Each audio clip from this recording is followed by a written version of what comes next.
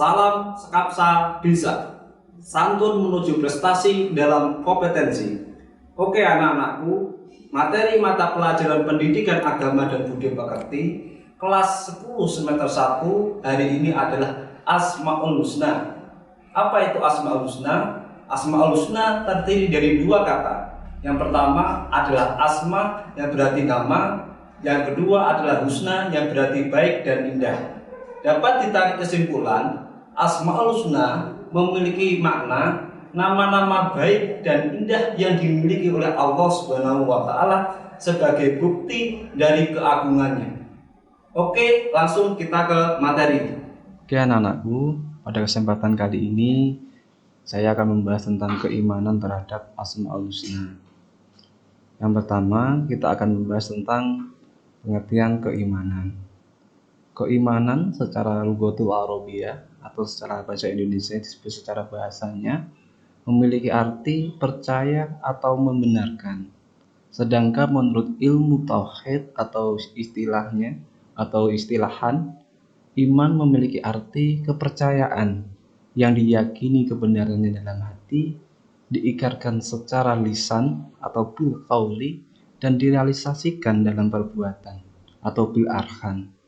Dari pengertian tersebut dapat ditarik sebuah kesimpulan bahwa iman kepada Allah Subhanahu wa taala yaitu meyakini, mempercayai akan adanya Allah Subhanahu wa taala sebagai Tuhan yang Maha Esa dengan segala macam bentuk kesempurnaan Allah Subhanahu wa taala.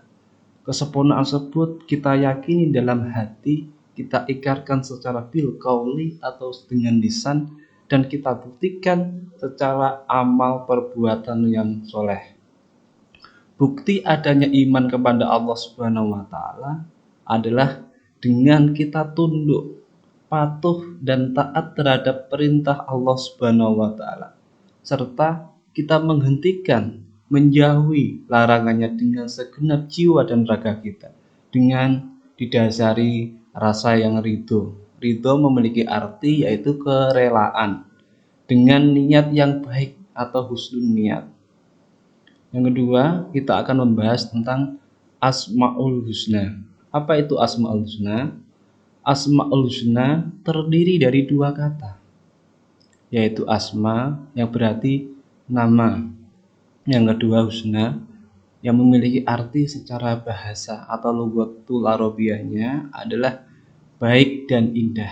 Secara istilahan, Asmaul Husna memiliki arti nama-nama yang baik dan indah yang dimiliki oleh Allah Subhanahu wa taala sebagai bukti keagungan Allah Subhanahu wa taala. Di setiap makna Asmaul Husna itu memiliki arti yang sangat mendalam yang kita bisa ambil keteladanannya dalam kehidupan sehari-hari. Diriwayatkan dari Imam Ibnu Majah, Rasulullah Shallallahu Alaihi Wasallam pernah bersabda, Inna Allah tis'atan wa tis'in isna isman mi'atan ila wahidan innahu widrun yukibul widro man hawadoha dakulal jannah. Yang artinya adalah sesungguhnya Allah memiliki 99 nama yang baik dan indah. Dia ganjil. Maksudnya dia ganjil, Allah itu Maha Esa, Allah itu satu. Dan dia mencintai sesuatu yang ganjil. Barang siapa, man hafatuha, makna hafatuha ini bisa memiliki arti menghafalkan, memelihara, menjaga. Man hafatuha, barang siapa yang menghafalkannya, menghafalkan Asmaul Husna tadi, 99 nama baik yang indah yang dimiliki oleh Allah Subhanahu wa taala, maka ia akan masuk surganya Allah Subhanahu wa taala. Hadis ini diriwayatkan dari Sahih Ibnu Majah. Yang kedua, dari Aqli. Dalam Al-Qur'an, surat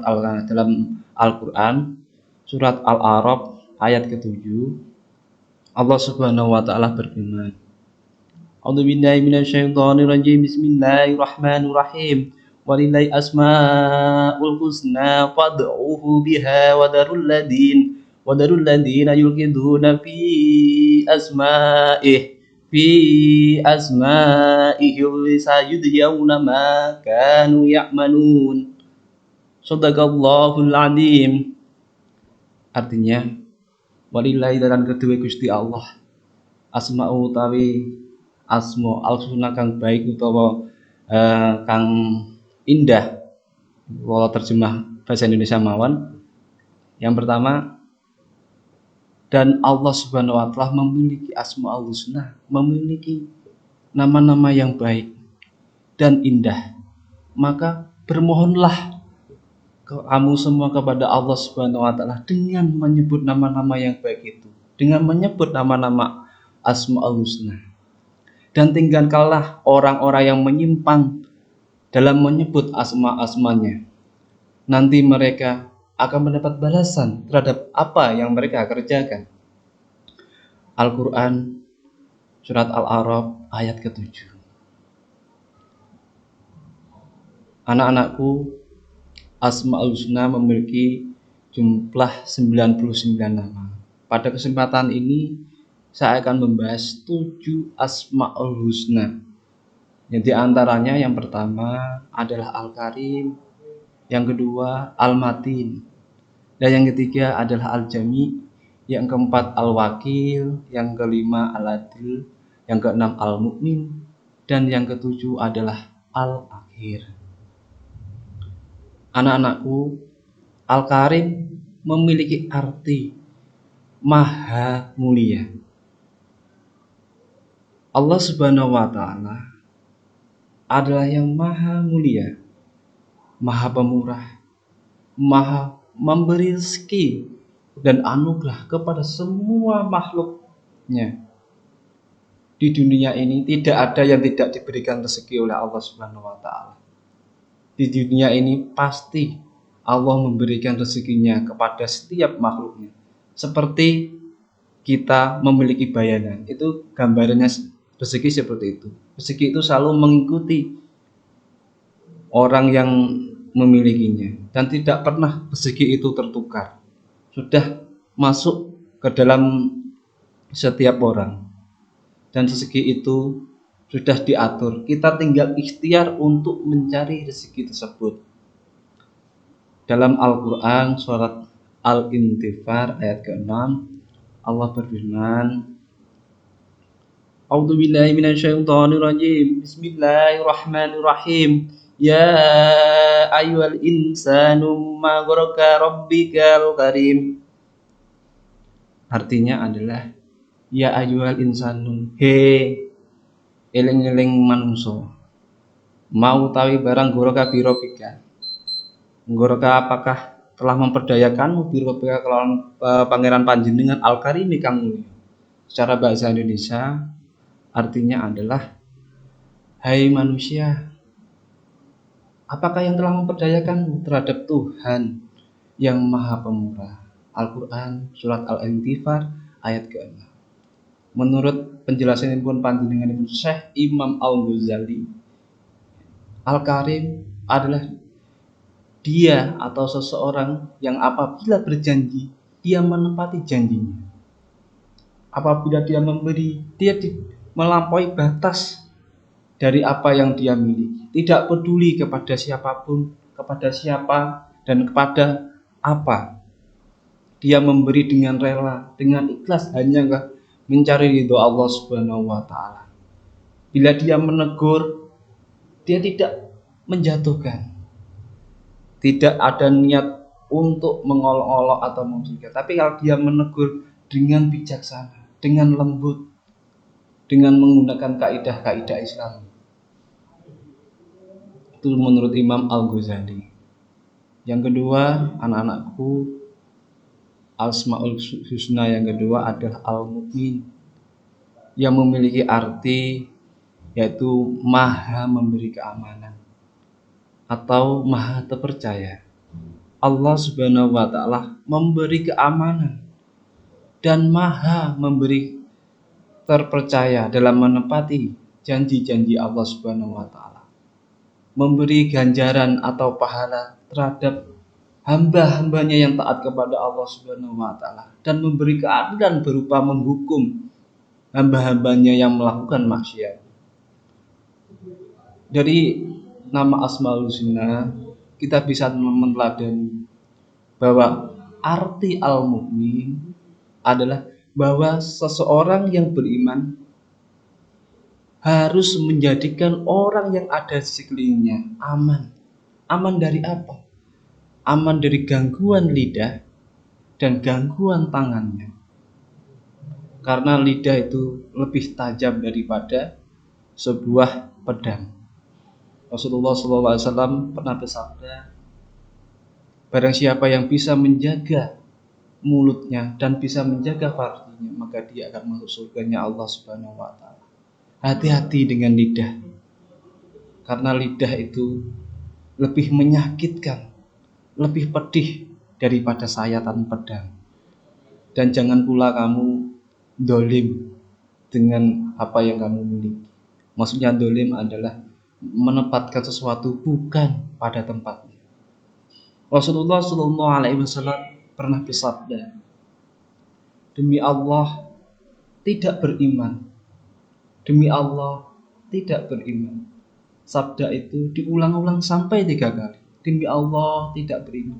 Sahabat kaget, ya Rasulullah, siapa orang tersebut? Siapa yang dimaksud tidak beriman? Seperti apa orang yang tidak beriman? Rasulullah SAW bersabda, orang-orang yang tidak beriman yaitu orang yang tetangganya tidak merasa aman dari gangguannya.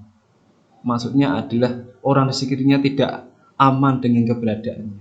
Jadilah orang yang mana kehadirannya dinanti, yang mana kepergiannya meninggalkan sebuah kebaikan yang bisa kita teladani. Ada suatu kisah yang sangat luar biasa dari Rasulullah SAW yang patut kita teladani tentang mengamalkan al-mukmin atau memberikan keamanan terhadap tetangganya, bahkan kepada orang-orang yang selain agama atau non-Islam. Waktu itu Rasulullah SAW setiap hari berdakwah. Ada di sekitar rumahnya, sekitar rumah Rasulullah SAW di tengah pasar, ada orang tua.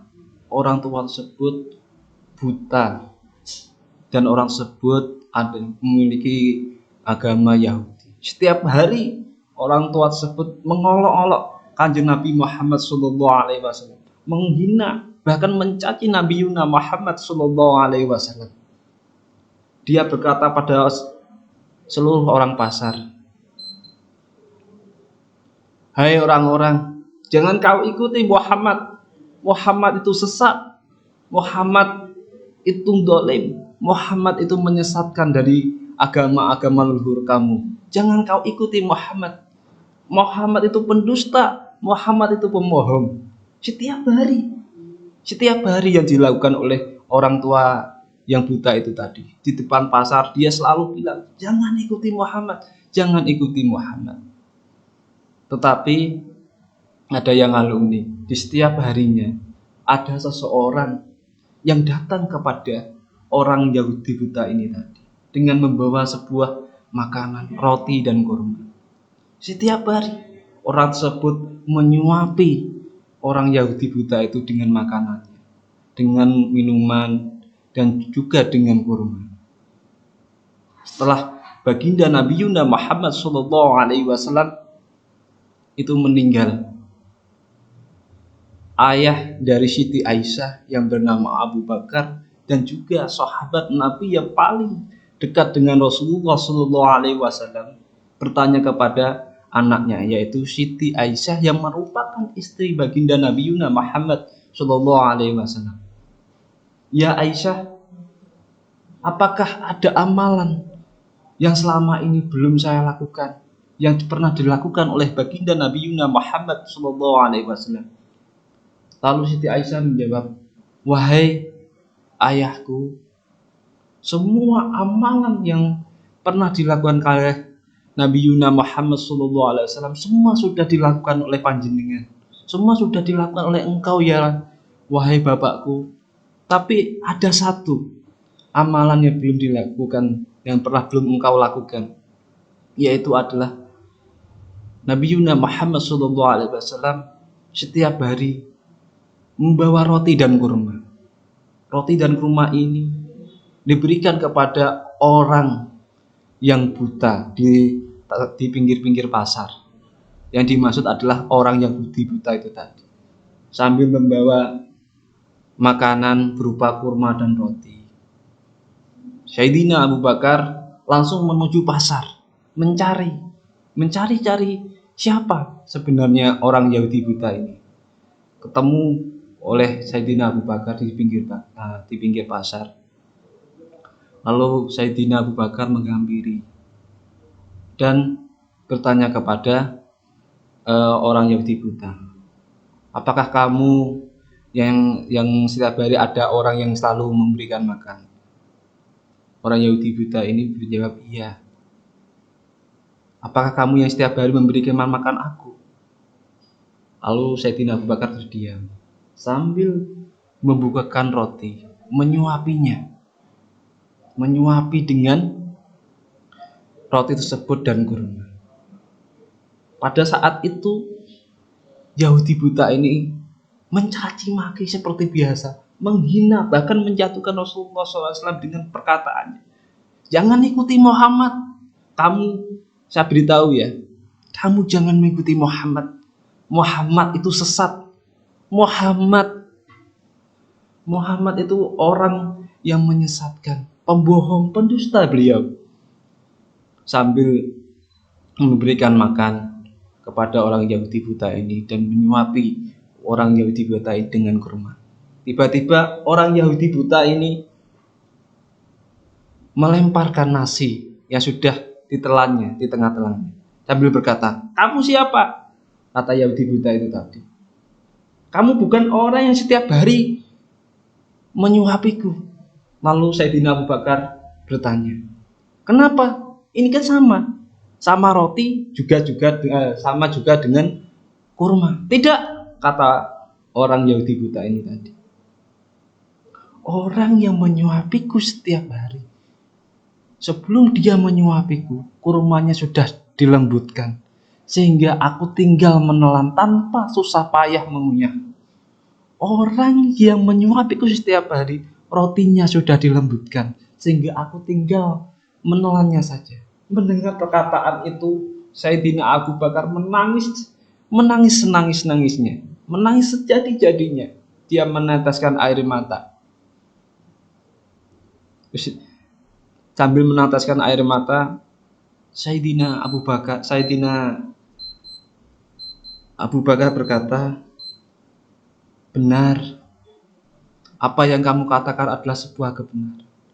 Aku bukan yang menyuapimu setiap hari. Aku teman dari orang yang menyuapimu setiap hari. Lalu orang Yahudi tersebut berkata, di mana dia?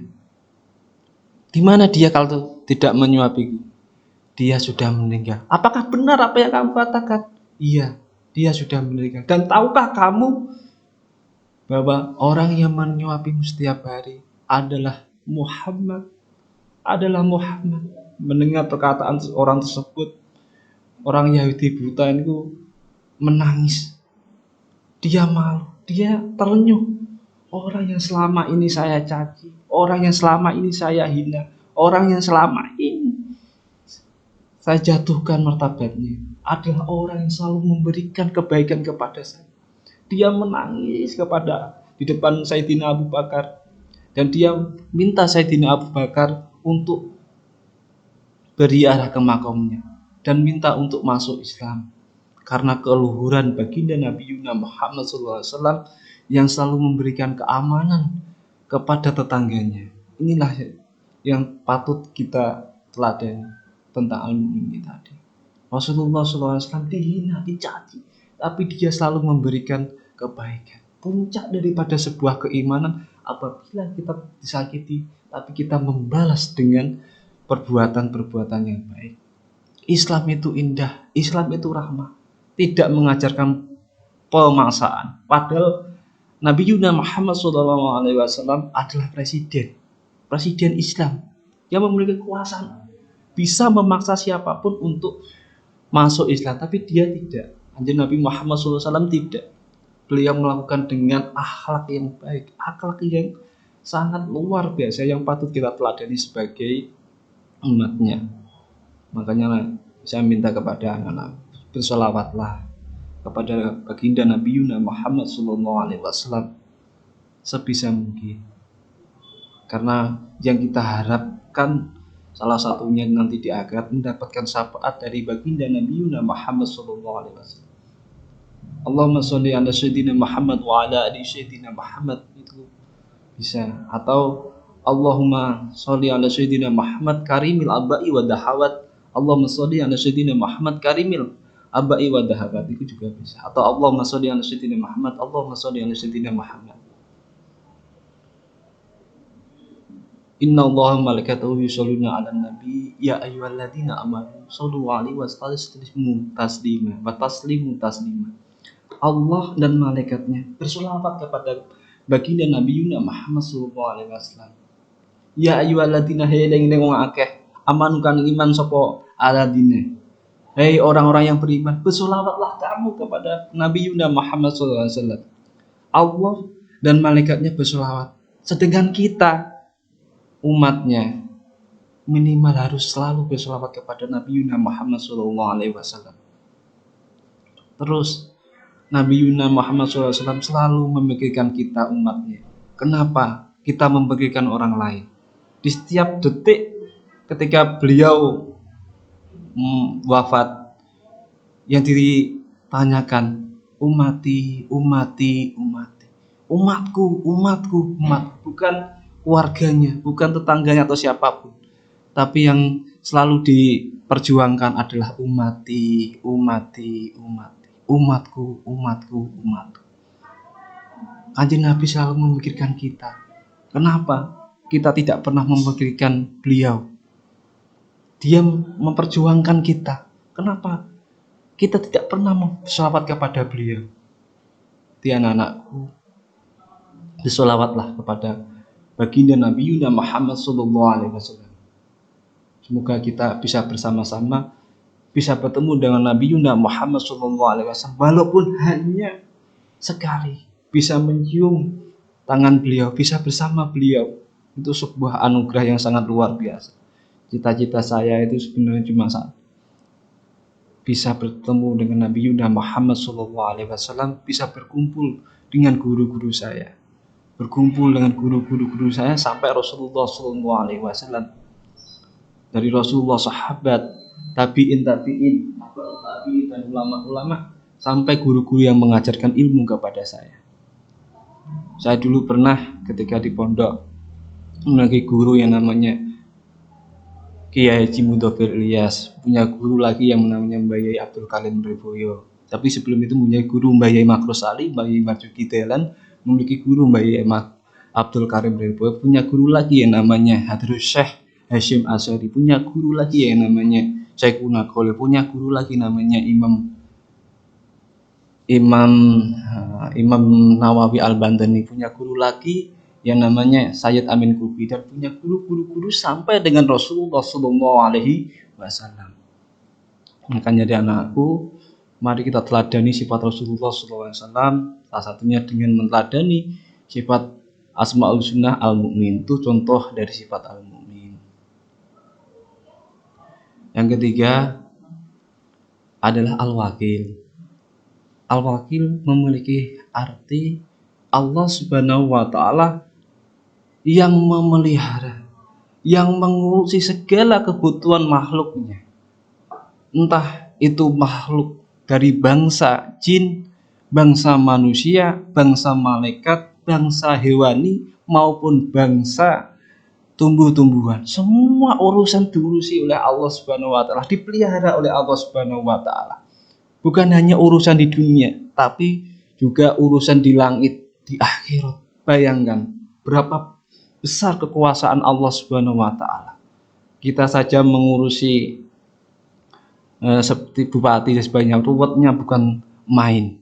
Apalagi mengurusi semua jagat raya ini atau alam semesta ini.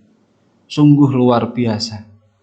Sungguh Allah Maha Pencipta segala sesuatu dan Dia Maha Pemelihara atas segala sesuatu. Diterangkan dalam Al-Quran surat Az-Zumar ayat 39. A'udzu billahi minasyaitonir rajim. Bismillahirrahmanirrahim. Allahu khaliqu kulli syai'in wa huwa ala kulli syai'in wakil. Shadaqallahul azim. Allah utawi Gusti Allah iku khaliqu dat kang dadakake kulli syai'in ing atase suci-wiji. Wa huwa utawi Gusti Allah ala kulli syai'in ing atase suci-wiji iku al-wakil dat kang maha pemelihara. Secara bahasa Indonesianya, Allah Subhanahu wa taala adalah zat pencipta segala sesuatu yang ada di dunia maupun ada yang di langit. Dan Dia maha pemelihara baik yang gaib maupun yang dohir atas segala sesuatu. Itu penjelasan tentang al-wakil. Yang keempat, anak-anakku, adalah al-matin. Al-matin ini memiliki makna maha kokoh. Allah Subhanahu wa taala adalah maha sempurna. Maha sempurna dalam apa? Dalam kekuatan, dalam kekukuhannya. Kekukuhannya dalam prinsip sifat-sifat Allah Subhanahu wa taala. Juga maha kukuh dalam kekuatannya. Tidak ada satupun yang bisa menandingi kekuatan Allah Subhanahu wa taala. Dialah raja di atas raja. Oleh karena itu, sifat al-matin adalah kehebatan perbuatan yang sangat kokoh dari kekuatan yang tidak ada taranya. Di Allah itu maha kuat. Sekuat-kuatnya makhluk, semua itu hanya pemberian dari Allah Subhanahu wa taala. Hanya titipan, tidak ada yang kita sombongkan di dunia ini. Barang siapa yang sombong, maka Allah akan menjatuhkan sejatuh-jatuhnya. Dan barang siapa yang merendahkan hati, maka Allah akan mengangkat derajatnya. Kita tahu seperti kisah Nabi Yunus ditelan oleh hiu. Sebelum itu Allah berfirman kepada setiap makhluk yang ada di laut, wahai yang baku, siapa yang ingin saya tugaskan untuk menampung Rasulku yaitu Nabi Yunus di dalam perutnya. Semua hewan dengan angkuh, semua hewan dengan sombongnya menolak. Tapi ada satu hewan yaitu paus. Paus tersebut berkata, ya Allah, siapa aku ini? Pantaskah aku ini menampung orang yang kekasihmu, menampung orang yang kau cintai Rasulullah. Akhirnya Allah Subhanahu wa taala mengutus paus tersebut dan diangkatlah dia memiliki derajat yang mulia. Ada 10 hewan yang akan dan sudah dijanjikan akan masuk surga. Salah satunya adalah hewan paus Nabi Yunus yang telah menelan Nabi Yunus.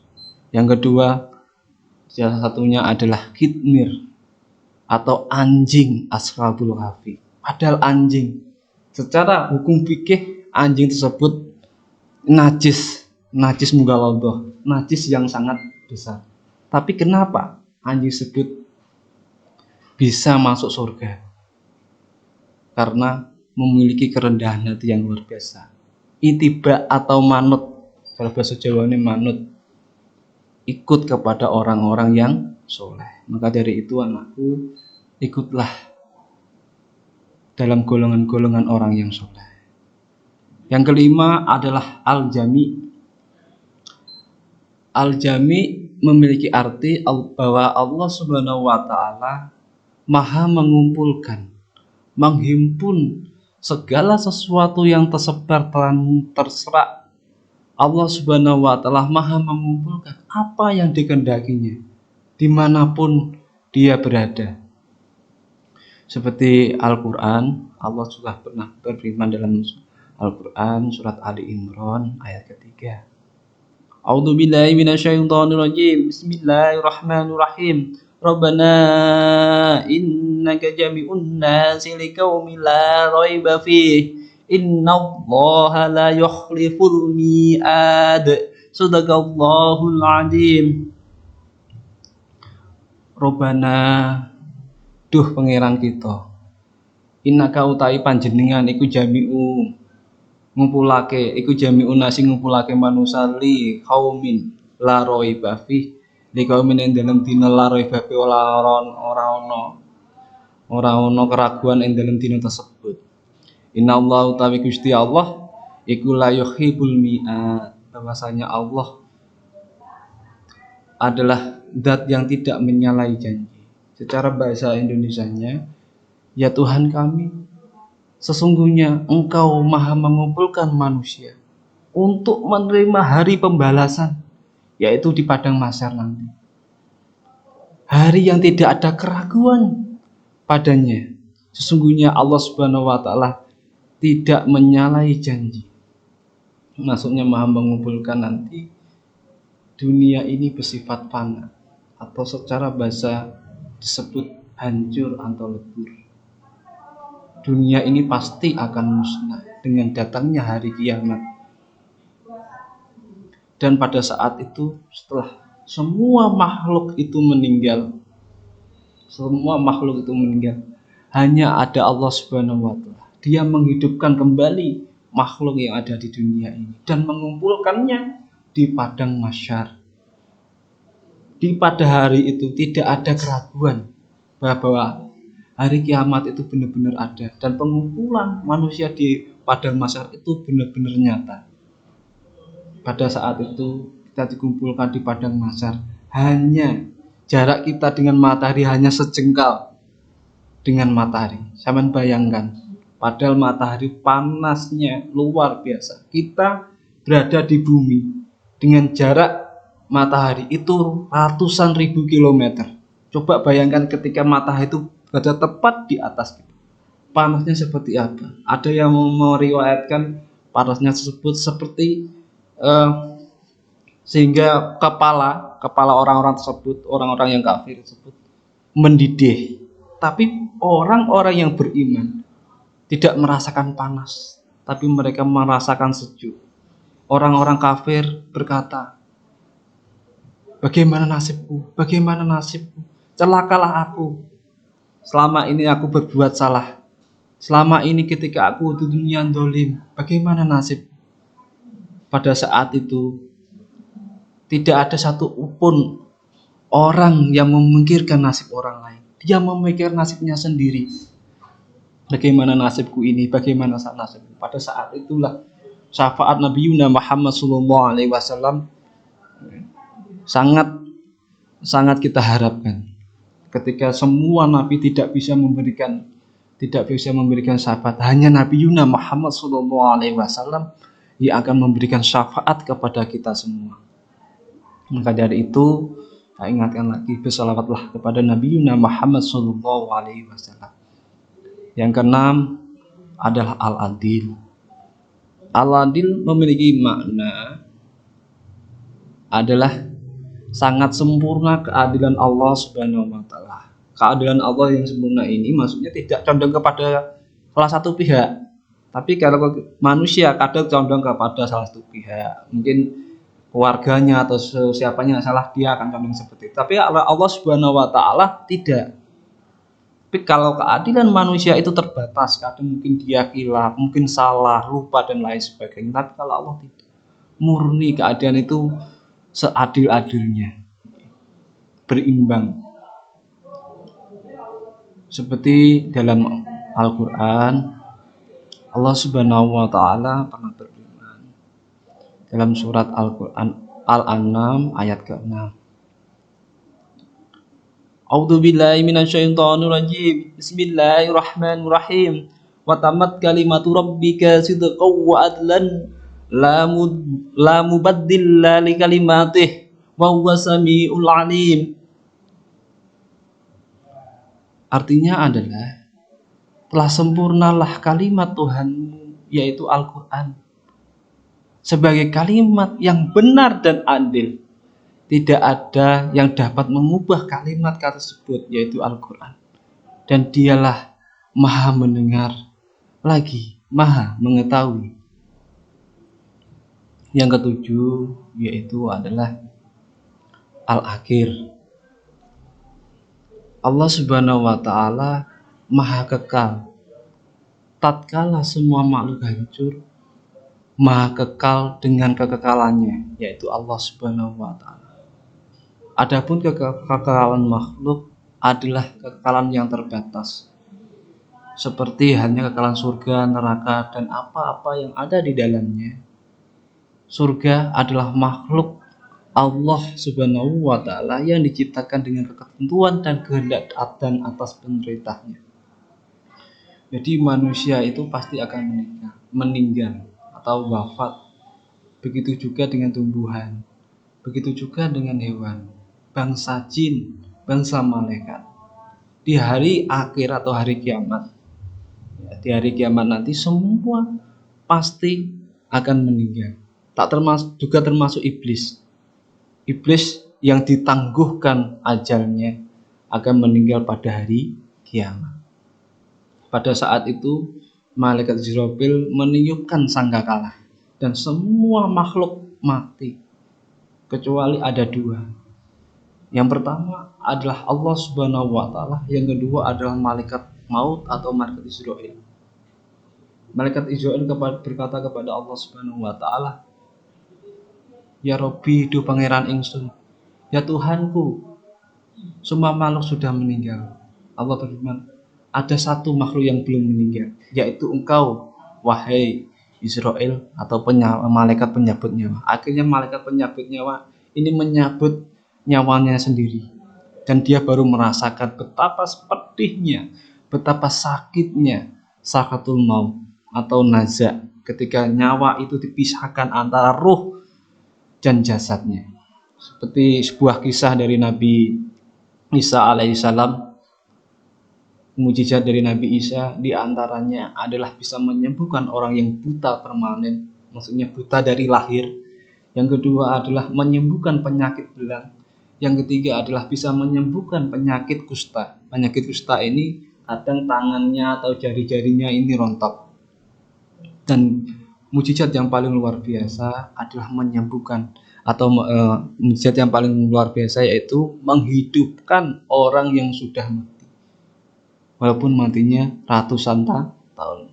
Ketika orang-orang kafir pada zaman Nabi Isa menentang Nabi Isa dan ingin membuktikan bahwa kerasulan Nabi Isa alaihissalam, mereka mengatakan bahwa setiap utusan Tuhan pasti memiliki mukjizat. Dia menantang Nabi Isa, dan akhirnya orang kafir tersebut, kalau kamu memang utusan Tuhan, maka hidupkanlah orang yang sudah meninggal ini. Orang tersebut sudah meninggal ratusan tahun. Dengan izin Allah Subhanahu wa Ta'ala, Nabi Isa berdoa, dan akhirnya orang yang sudah meninggal ini hidup kembali. Apa yang dia katakan?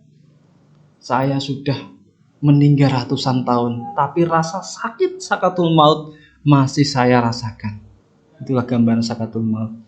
Pada hari itu hanya Allah Subhanahu wa Ta'ala yang masih kekal, dan semua makhluk sudah meninggal, sudah mati. Cuma Allah Subhanahu wa Ta'ala yang kekal. Lalu dia menghidupkan malaikat Israel untuk menghidupkan semua makhluk. Setelah itu malaikat Israfil meniupkan sangkakala yang kedua, dan semua makhluk akan hidup kembali dan dikumpulkan di padang mahsyar. Itu salah satu penjelasan dari Asmaul Husna Al-Akhir. Kesimpulan, Al-Karim memiliki makna maha mulia. Al-Mu'min memiliki makna maha memberi keamanan. Al-Wakil maha pemelihara. Al-Matin maha kokoh. Al-Jami memiliki makna maha mengumpulkan, dan Al-Adl memiliki makna arti maha adil. Al-Akhir memiliki makna maha akhir. Anak-anakku, fungsi iman kepada Allah Subhanahu wa Ta'ala Yang pertama adalah dapat menyelamatkan seseorang dari segala sesuatu yang menimpa dirinya. Karena orang yang beriman oleh Allah Subhanahu wa taala pasti ditolong. Tak pasti ditolong. Sebagaimana cerita Nabi Musa alaihissalam ketika dikejar-kejar oleh Raja Fir'aun yang kafir, yang mengaku dirinya sebagai Tuhan. Ketika dikejar, Allah berfirman kepada Nabi Musa ketika itu pada saat yang mendesak, saat digetik genting, ketika itu Fir'aun berada di belakangnya untuk membunuh Nabi Musa dan kaumnya. Allah berfirman, wahai Musa, hentakkanlah tongkatmu. Maka laut tengah atau laut satu samudra itu bisa terbelah menjadi dua. Itu sangat mujizat yang sangat luar biasa. Pada saat mendesak, Allah akan menolong orang-orang yang beriman. Kita bayangkan saja, kita taruh air di tengah botol. Apakah kita bisa membelah air itu menjadi dua? Tidak mungkin. Karena kuasanya Allah, samudra yang sangat luas itu terbelah menjadi dua dan selamatlah Nabi Musa beserta kaumnya. Yang kedua, fungsi iman. Orang yang memiliki iman akan tenang hatinya, tentram, tidak gelisah. Dia merasa aman karena dia yakin semua sudah diatur, dipelihara oleh Allah Subhanahu wa taala. Dan Allah selalu melindungi dia dari segala macam bentuk kejahatan, baik yang zahir maupun yang gaib. Dan orang-orang yang beriman selalu diberikan solusi yang terbaik dalam menghadapi masalahnya. Terus fungsi iman adalah dapat mendatangkan keuntungan, karena orang yang tidak beriman akan selalu dalam kerugian, selalu mendapatkan keresahan dalam hatinya. Yang selanjutnya, fungsi iman sebagai pengendali perilaku yang dilarang oleh Allah Subhanahu wa taala untuk mendorong seseorang dalam beribadah kepada Allah Subhanahu wa taala. Terus yang selanjutnya, fungsi iman adalah dapat mempertebal keyakinan akan kekuasaan dan keesaan Allah Subhanahu wa taala. Anak-anakku, selanjutnya materi yang berikutnya adalah perilaku yang mencerminkan keimanan terhadap sifat Allah Subhanahu wa taala. Yang pertama adalah Maha Mulia atau Al-Karim, maka jadilah khalifah yang memiliki keluhuran budi, akhlak, watak, sifat karakter yang baik. Karena Rasulullah SAW diutus oleh Allah Subhanahu wa taala untuk menyempurnakan akhlak. Kita tahu bangsa Arab atau suku Quraisy itu yang dimaksud jahiliyah itu bukan berarti makna jahiliyah itu adalah bodoh. Jadi maksud jahiliyah itu bukan bodoh secara pemikiran, tapi bodoh secara akhlak. Pada saat itu banyak sekali kemaksiatan atau kurangnya akhlak. Ya, maka Rasulullah SAW diutus untuk menyempurnakan akhlak manusia. Allah Subhanahu wa taala memberikan keamanan atau al-mukmin. Maka jadilah khalifah yang memberikan keamanan kepada makhluk yang lain. Jangan menghujat, jangan menghina, jangan mencaci maki makhluk yang lain dengan kesombongan, tapi berikanlah keamanan seperti kisahnya Nabi Muhammad SAW dengan orang Yahudi buta tadi. Allah Subhanahu wa taala adalah Maha memelihara atau Al-Wakil, maka hiduplah dengan optimis karena Allah Subhanahu wa taala menolong khalifahnya yang mengalami masalah-masalah dalam tugasnya, menolong orang-orang yang beriman yang mengalami kesusahan dalam hidupnya. Jangan takut bahwa Allah Subhanahu wa taala pasti menolong orang-orang yang beriman. Yang selanjutnya, bahwa Allah Subhanahu wa taala Maha Kuat atau Al-Matin. Maka jadilah khalifah yang teguh dalam pendirian, dalam menegakkan kebenaran dan kejujuran. Sebaik apapun kamu, pasti ada orang yang tidak suka terhadap dirimu. Dan seburuk apapun kamu, pasti ada orang yang suka terhadap dirimu. Maka teguhlah pendirian dalam menjalankan agama Allah Subhanahu wa taala. Gonjangan itu selalu ada. Orang untuk naik kelas atau naik ke jenjang selanjutnya pasti ada ujian. Semakin besar ujian, semakin besar pula derajat yang kau miliki. Karena Tuhan menguji hambanya tidak lebih dari kekuatan hambanya. Jadi jangan takut. Semua pasti memiliki solusi. Semua pasti memiliki jalan keluar. Tinggal kita bagaimana menjalani dan mencari jalan keluar tersebut. Bermunajatlah kepada Allah Subhanahu wa taala. Tidak ada sebuah masalah yang tidak dapat diselesaikan. Mintalah penyelesaian kepada Allah Subhanahu wa taala dengan bermunajat, dengan sholat tahajud di sepertiga malam. Allah Subhanahu wa taala pernah berfirman bahwa orang yang bermunajat kepadaku, dia akan diberikan solusi yang terbaik. Dia akan diberikan rezeki haitsu la yahtasib, rezeki yang tidak bisa dikira-kirakan secara akal sehat, dan selalu ditolong oleh Allah Subhanahu wa taala dan diampuni dosa-dosanya. Allah Subhanahu wa taala adalah Al-Jami, artinya Maha mengumpulkan. Maka dari penjelasan ini, maka bersiaplah bahwa kita akan dikumpulkan di padang mahsyar, di mana kita akan dipertanggungjawabkan, dimintai pertanggungjawabkan oleh Allah Subhanahu wa taala. Kalau saya menafsiri hidup ini, menurut pendapat saya itu seperti juru parkir, bahwa semua hanya titipan dan akan kembali kepada Allah Subhanahu wa taala, dan semua akan dimintai pertanggungjawaban. Maka bersiaplah. Yang selanjutnya, Allah Maha Adil atau Al-Adil. Maka jadilah khalifah di bumi ini dengan yakin bahwa Allah Maha Tahu, dan Allah Maha Tahu apa-apa yang kita butuhkan, sehingga kita menjadi manusia yang bersyukur terhadap apa yang sudah kita diberikan oleh Allah Subhanahu wa taala. Syukur terbagi menjadi 3 macam. Yang pertama adalah syukur secara bil arkan atau secara tingkah laku atau perbuatan. Yang kedua, syukur secara bil lisan atau bil qauli. Yang ketiga, bersyukur secara bil qalbi dengan meyakini dengan hati.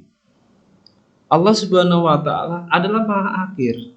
Maka jadilah khalifah Allah Subhanahu wa taala yang siap bertanggung jawab terhadap apa yang kita lakukan dalam rangka menjalani tugas khalifah ini. Sekian anak-anakku penjelasan tentang Asmaul Husna, semoga bermanfaat. Kurang lebihnya mohon maaf. Wallahu a'lam bishawab. Assalamualaikum warahmatullahi wabarakatuh. Terima kasih. Oke anak-anak, sekian materi hari ini mengenai Asmaul Husna. Untuk tugasnya, anak-anak bisa klik link di kolom deskripsi. Dan sampai bertemu kembali di pertemuan berikutnya dalam materi iman kepada malaikat. Jangan lupa like, komen untuk mendukung program ini. Klik subscribe dan tekan tombol lonceng supaya tidak ketinggalan informasi. Dan share jika video ini bermanfaat untuk orang yang kalian sayangi. Sekolah berbudaya industri dan berkarakter wirausaha menjadi idola sekediri raya.